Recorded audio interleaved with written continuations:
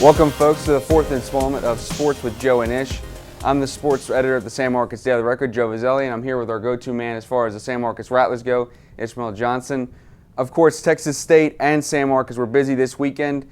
Texas State and San Marcos both pull off victories. The Bobcats travel up to Tulsa, Oklahoma, and they end up beating the Golden Hurricane 37-24. And the Rattlers also notch a key victory as they look into the rest of their district play this season. Before we do that, of course, we're going to go to a little small break, and we're going to start to talk about breaking down Texas State and San Marcos and the big matchups they had this week.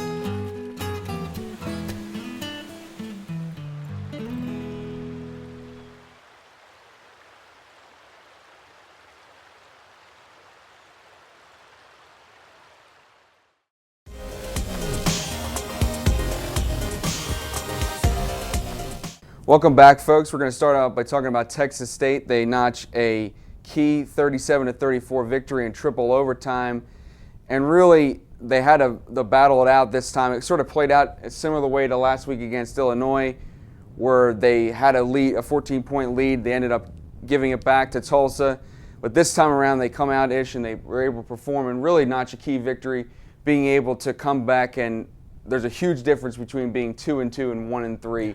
And especially as you're getting into conference play, which starts next week against Idaho. When you were watching the game in the second half, it looked like, same old, like, they're going to give up another lead. They were up 2 scores in the second half at one point. Tulsa just kept going. Dane Evans, that offense just seemed to click. The secondary for Texas State looked a little tired. The front seven looked a little tired. David Mayo ended with 20-plus tackles. He looked a little tired near the end, and it was looking bad. But, when it got to overtime, it was just back and forth again, and both teams scored in the first overtime, the second overtime, and then finally things ended. Finally things ended in the third overtime. But like you said, 2-2 is a lot different than 1-3 going into conference play. We always talk about the Sun Belt being wide open right now, and going into this, 500 is pretty much a clean slate almost when you consider the topsy-turviness of the Sun Belt Conference. Sure, and Coach Fran was talking about it after the game. There's just so many facets to this game that you don't really get to. Texas State stops Tulsa twice inside their 5-yard line. That really, yes, it went to triple overtime, but that's 2 keys. Might have ended in regulation and gone against Texas State had they not made those 2 stops. And really in overtime, you got to be impressed with what they were able to do offensively. Tyler Jones goes 5 of 7 for 69 yards and 2 touchdowns in overtime. Over those 3 periods, they find themselves down on 2 different occasions in overtime and are able to come out with a big performance.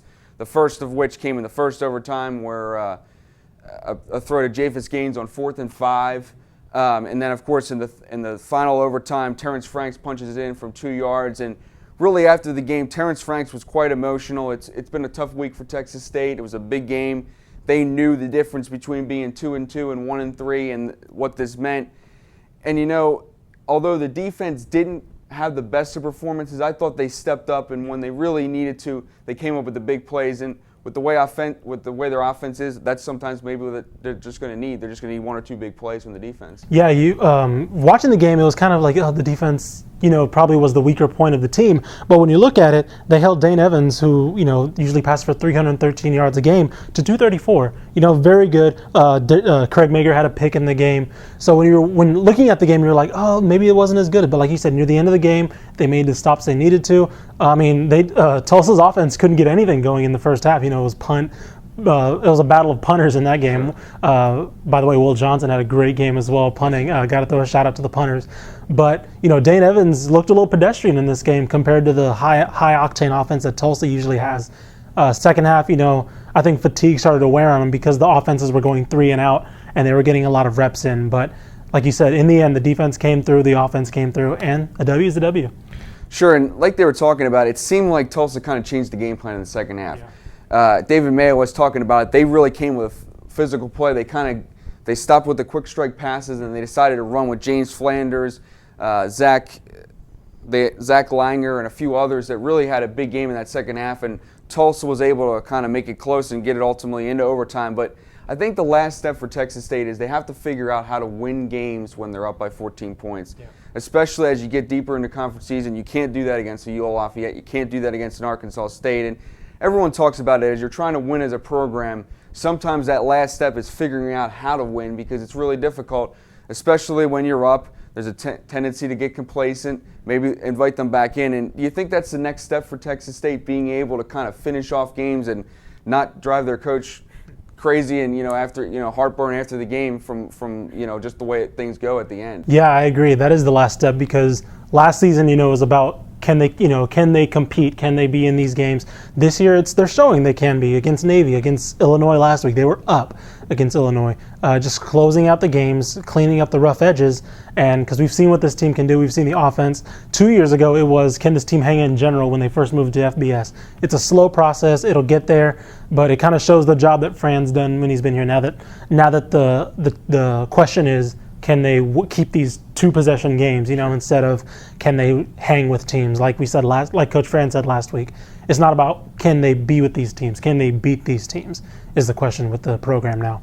Sure, and what I really like from this game is they really involved the tight ends. The wide receivers weren't getting open. I think Ben Aja had the most catches of the wide receivers with 3, 2 of them which occurred in overtime.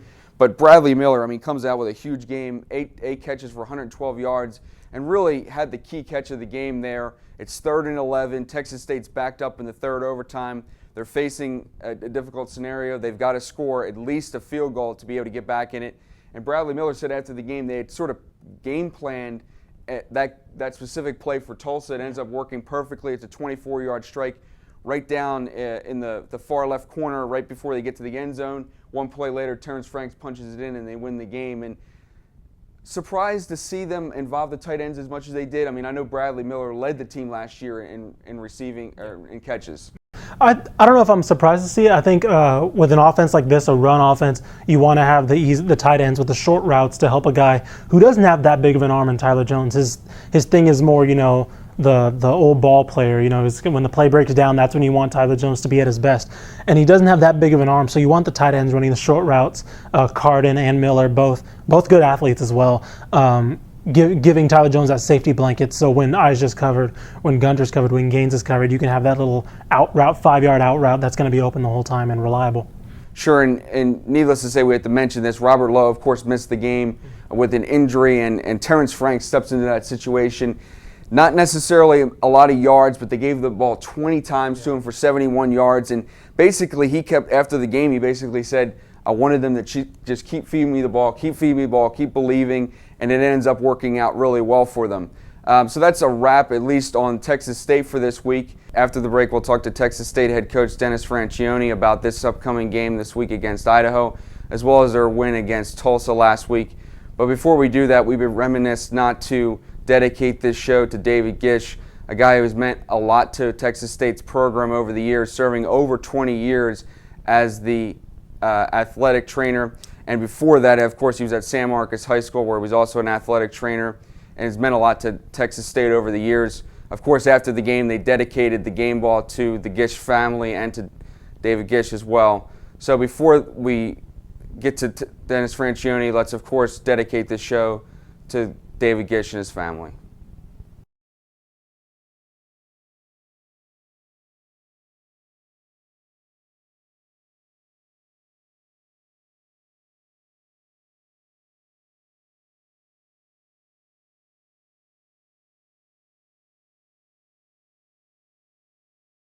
View American-made classics at Dick's Classic Garage Car Museum. Marvel at underwater life from a glass-bottom boat tour at Aquarina Center. And explore the cave at Wonder World Park, San Marcos, Texas. We'd love your company.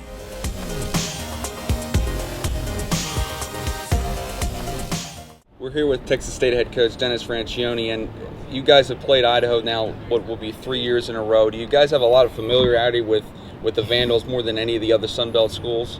That's probably true. Being this is, we've had them here before, and then we went up there last year, and now we've got them back here in our stadium. So I know Sunday some of our guys were asking, is this player back or that player back, because they remembered them from previous games. And they've been able to be a really proficient passing offense this season with Matt Linehan as their quarterback. What have you seen from them versus past years that they've been able to be so successful in the passing game?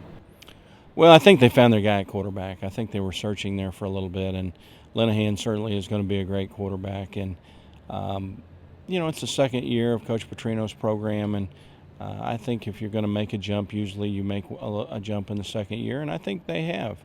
I know that their record isn't glittery yet, but they're a much improved ball club over last year, and they've been very competitive in every game. They played Louisiana Monroe real close in their first game. It took the Warhawks into the fourth quarter to be able to win that game. Is that showing the progress that they've made as a program from year one to year two? I think that's a good example. To go to Monroe, and it was Monroe's second game there first, and Monroe had to drive it about 90 to get the victory there at the end of the game. They did it, fortunately. But I think it shows how close Idaho's getting. Sure, and back to last week against Tulsa, what was a really crucial victory for you guys? A lot of execution there through the 3 overtimes. Were you impressed with what your team was able to do in those clutch situations to come through with a momentum swinging win potentially? Well, you have to give our guys a lot of credit. They fought really hard. They played really hard. They were very gritty, tough, maybe as good as I've ever had since I've been here. It was really great to see, and there's such a fine line between winning and losing, and we were fortunate enough to make a play or two on our side this time to get the win, and only because of those qualities that I mentioned were we able to get that done. It wasn't always pretty on our part the other night, but the opponents had something to do with that, and but to our guys' credit, they fought, and they fought hard, and they found a way, and you have to really give them some accolades for that. Seemed like a matchup of two teams that really didn't want to go back to 1-3 and knew the perils of that, and that's why it kind of played out the way it did with how intense it was. I think you're right, Joe. I remember thinking somewhere in that overtime mess that overtime wins are exhilarating and it'll be great for our guys, and they're also really deflating. I might have to scrape them off the turf to take them home. And then I even thought of Coach Blankenship and their program, and that they're exact same situation as we were in, and so. That's one of those games where both teams fought hard enough and well enough at times to win the football game, and we were the one fortunate enough to make another play or two. Finally, Tyler Jones, there's a couple situations there, a 4th and 5 where you guys needed to score, you were down by a touchdown. Have you ever seen him get nervous? I mean, he always seems to be just so even-keeled, nothing really bothers him. I think you've described him pretty well. He's cool hand Luke, there's no doubt about that. He's pretty focused on what he's doing and his job, and I think he expects to make those plays. And so when he does make them, it's like that's what I'm supposed to do. And our players really have a tremendous amount of respect for him and the way he handles himself as their leader and quarterback, and they rally around him. And I think there's a feeling in our huddle if number 2's in there, we got a good chance. Thanks a lot, Coach. All right.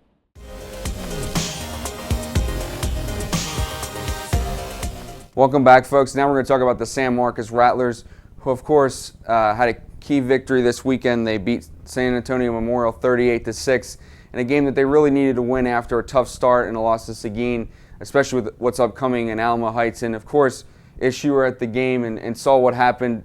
Take the folks through the game and what really worked for San Marcos in this one. Coach Soto pretty much put it, point blank. It was the best defensive performance he's seen all year.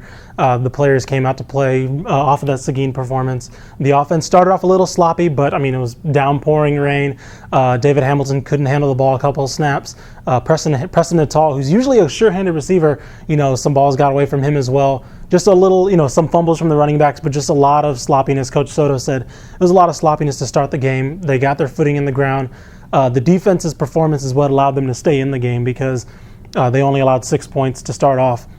I believe Memorial missed the extra point, and the defense, held the Memorial offense still and allowed the Rattler offense to get going, to get their footing in the ground.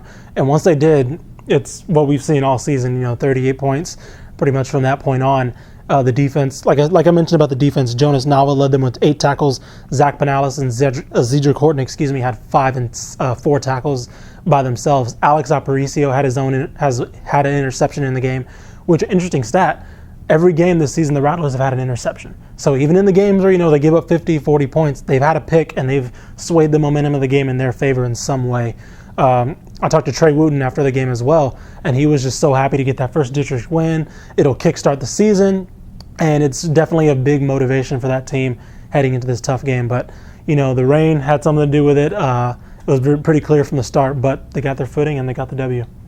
Sure, and we talked about this before the week, especially when you're 0-1, you want to get that first victory under your belt as quickly as possible, especially with what they have coming up. And really over the last couple of weeks, from reading your stories and sort of following the program from afar a little bit, it seems like they're starting to get a lot more pressure from the defensive line.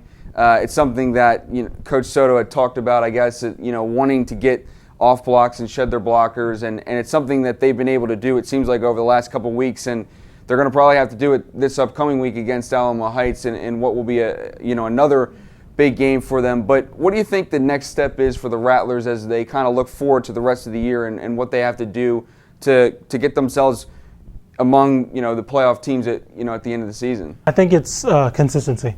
I don't want to say the word discipline because that seems to put it on the coaching staff and the players, the mental toughness of the players. That's not really correct. It's just consistency. Getting repetition under their belts. The young defense is finally starting to get the reps under them. They're showing their talent now. Coach Soto talked about just getting into their head about getting the nerves out about the offense, because the offense, they still had a couple penalties, but it was a lot cleaner than what Seguin looked like this week, or last week I should say. And it's just about putting both things together, offense and defense having the performances at the same time, not 1 week one side of the ball showing up, the next week the other side. This game was something that I think that this week was a performance that I think can be mimicked in the future with both performances coming up, with both sides of the ball showing out, and that's going to have to happen soon. I think that's the next step for this team. Sure, and it seemed like from reading your story there was a momentum swing maybe in the first or second quarter, because from reading your tweets, they were, both teams were kind of battling back and forth. It was a very much defensive battle. Was there a point maybe in that second quarter or somewhere in there that kind of you think swung the game in San Marcos' favor and they were able to kind of roll out and stretch the lead? I think it was because, ironically, when it rains, you're a running team. San Marcos came out throwing the ball. David Hamilton had 2 touchdown passes, one to Charles Vadrine and one to Preston Natal, and that opened up the game a lot. He on the first drive, connected with Preston Natal for an open pass. They had an interception that swung the momentum of the game. And I think once David Hamilton sat in the pocket and was able to throw the ball, especially in the second quarter, in that into the second half, that's what swung the momentum. Charles Vadrine had a good reception early. Even the 2 tandem backs. I think just when the offense just got comfortable, the one moment I have to say was when Chris Kane and I believe it was Kavion Garner in the backfield, their dual running backs, got some big yards in the second quarter. That's when the momentum started to swing, and they were like, okay, we can move the ball. We're back to what we usually do, and that's what swung the momentum in the game, in my opinion.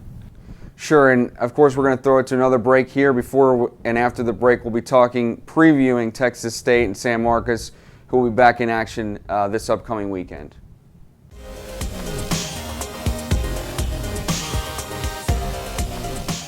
Spring-fed and a perfect 72 degrees year-round, the crystal clear San Marcos River is an oasis right in the center of Texas. Tube the falls, kayak for miles, or snorkel its depths. San Marcos, Texas, we'd love your company.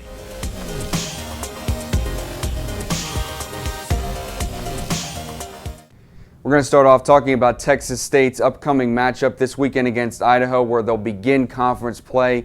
The Vandals aren't off to the strongest of starts this season. They're 0-4 overall and 0-2 in the Sun Belt Conference. But the thing that I've started to notice about the Vandals this year, they've played teams really close. They lost to UL Monroe by, I believe it was 6 points, in a real close game. And so I think Texas State knows they've got a good chance to win this game. It's a good opportunity for them to get to 3-2 and start off really well in conference play before they really get to the teeth of their schedule, where they're going to play the UL Lafayette's, the UL Monroe's, South Alabama's of the conference. And so this looks to be a key week for them. And you saw them play Idaho last year. What really worked for them in that game, and do you think they'll use a similar game plan this week against the Vandals? I think the game plan. First of all, I think they will pull out the victory because the Idaho, especially with coming off this big win. I think playing an opponent against Idaho at homecoming, we should mention as well, is a big step. And last season they went to Idaho, played in the Kibbe Dome,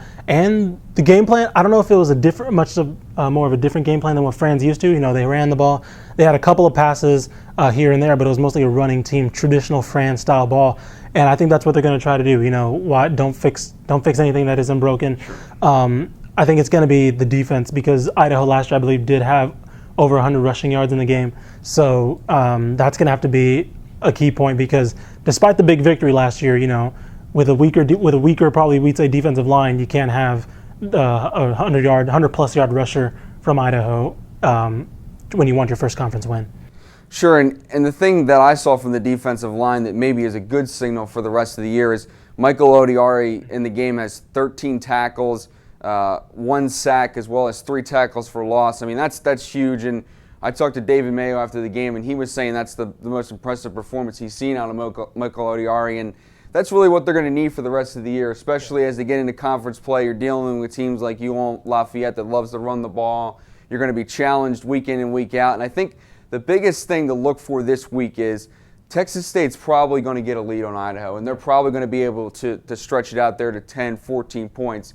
But are they able to make it 21, 24 points like they did in the first game against Arkansas Pine Bluff, where they really didn't allow the Golden Lions a chance to get back in the game? And I think that's maybe the biggest thing to look for in this game, and what will be a huge sign of growth for them if they're able to, especially against an opponent that's a little bit inferior, supposedly inferior, being able to stretch the lead and show that they're not going to invite teams back in the game, and really get that mindset of, look, when we got a chance to finish them off, we're going to finish them off. And you think this might be an opportunity for them to show that they're able to do that? I think so.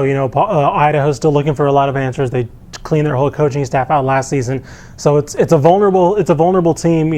And Texas State has to be able to take advantage of that. They're a more stable team with who they have, their quarterbacks, their coaches. In general, as a program, they're a more stable program, and they have to be able to assert that dominance and, like you said, stretch that 7-point lead to a 20-point lead and maintain that lead throughout the whole game. Sure, and of course we're going to switch gears here, and we're going to talk about the Rattlers, who have a big game on Thursday night against Alamo Heights. It'll be played at Bobcat Stadium. And take me through Alamo Heights, what you expect from them this week. It's certainly going to be a tough challenge for the Rattlers. Yeah, they're the defending quarterfinalists of the state championship finals, or playoffs, I should say. And this is the first big test of the season for the Rattlers. They have 2 losses, to Victoria and to Seguin, but by far Alamo Heights is going to be the biggest team they play. It helps that it's at home. It's not in Rattler Stadium, but it is in Bobcat Stadium, a home field that they're used to, and it's going to be the good. I think this is where we find out what kind of team this is. If this is a team that is consistent, is this offense as good as we've thought it is the defense improving like we thought it is, like we thought it's doing. Alamo Heights is going to test them right away, and if they can, even if they don't win, if they can compete and show that they're up to this level, that's showing the signs of a playoff team in this district. Sure, and a similar situation against Victoria East. It's a short week. They get 4 days of prep. Not very easy when you're going to face the Alamo Heights, but you often sometimes see in games like this, San Marcos or whoever it is will play up to their competition. They know what this game would mean and what it would mean for them as far as a program building win, and if they were able to come away with that. And so I expect the Rattlers will come out and they'll be ready to fire at the Mules, and we'll see what happens in that kind of game. And do you think they look at this as maybe a chance at a signature win and showing people around the district that, look, San Marcos can play really good football, and you better expect when you play them that you're going to have to bring everything that you have. Yeah, if they win this game, this is easily the biggest win of Coach Soto's career, his brief tenure here at San Marcos. This is not just a season-stating win, but this is a program-defining win. Saying where they came from no wins to 1 win to 3 wins, gradually building up, and if they can beat Alamo Heights, that shows the strides that this program's made in the past 3 years under Coach Soto, and they know that. Coach Soto's going to preach to that, saying this win could justify everything that we've done up to here, and he's big on that. He's big on putting the players' minds in the moment, saying that this could change the community. This could, everything falls back on the community for Coach Soto and this team, and I think they all realize it, that if they can get this game, everything that they've been working towards is starting to be fulfilled. And I think that's the most impressive thing about Soto over the years. He really gets those guys to believe. Yeah. And so much of, when you maybe not have as much talent as Alamo Heights does, so much of it can be belief. And you never know. It's a one-game situation, what can happen there. And if they're able to beat Alamo Heights, especially stepping into the season against the Tyvees of the world, that's going to really help them and should give them some confidence. So we'll see. I think, as you've been saying, this is going to be a big test for them, and I think they'll be excited for it. And I think Rattler Nation will be excited for it, especially with it being at home. And we'll, should maybe see a pretty nice crowd on Thursday night for the game. That's the end of our show this week. We thank you for tuning in. Of course, you can check out every week of the Sports with Joe and Ish on sanmarcosrecord.com. You can also follow us on Twitter. My Twitter handle is @SMDRJoe. Ish will be tweeting from @Ish_46.